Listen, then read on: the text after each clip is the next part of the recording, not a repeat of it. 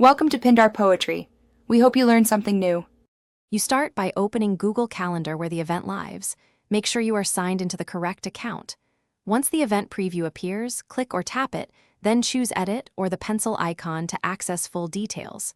You're now in the event editor, so locate the date fields at the top. Change the day and month directly. If needed, switch to a different calendar from the drop-down. Save time by confirming the time zone before moving to the next step.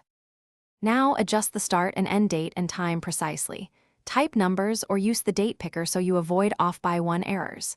If the event repeats, open the Recurrence or Does Not Repeat menu and edit the rule, change frequency, end date, or select Custom for specific patterns. Make sure the event time zone matches your audience. Mismatched time zones shift times unexpectedly. Once done, review the attendee list and notifications. Finish by clicking Save and then choose whether to send updates to guests.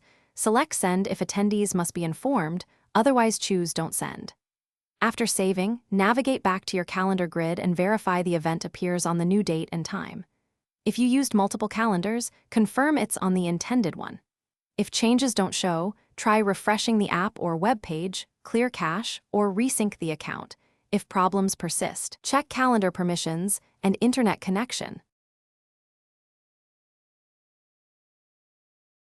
Thanks for watching. Consider subscribing if we helped you.